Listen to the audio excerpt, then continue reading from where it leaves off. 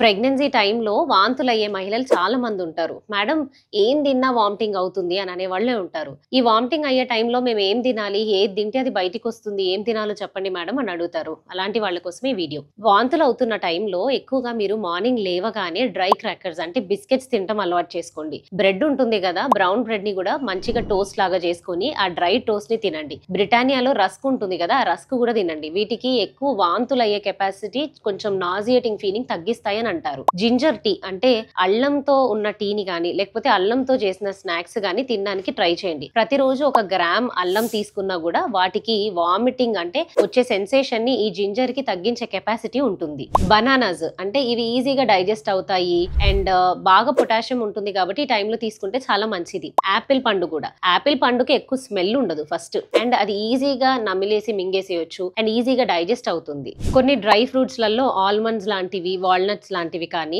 లేకపోతే గింజలల్లో అంటే సీడ్స్ లలో గుమ్మడికాయ గింజలు, పంకిన్ సీడ్స్ ఇలాంటివి తీసుకోండి. ఈ చిన్న చిన్న వాటిల్లో కూడా మంచి ప్రోటీన్ అండ్ హెల్దీ ఫ్యాట్స్ ఉంటాయన్నమాట. వాంతులు ఎక్కువ అవుతున్న టైంలో ఇలాంటివి తీసుకుంటే మనం ప్రోటీన్స్ కానీ ఫ్యాట్స్ కానీ మంచి పొటాషియం లెవెల్స్ కానీ మంచి కార్బ్స్ కానీ యాపిల్ పండు ద్వారా అన్నిటిని మనము పోషకాహారంలో మన బాడీకి ఇస్తున్న రూపంలో ఉంటుంది. కాబట్టి ఇలాంటివి వాంతులు అయ్యే టైంలో చూస్ చేసుకోండి.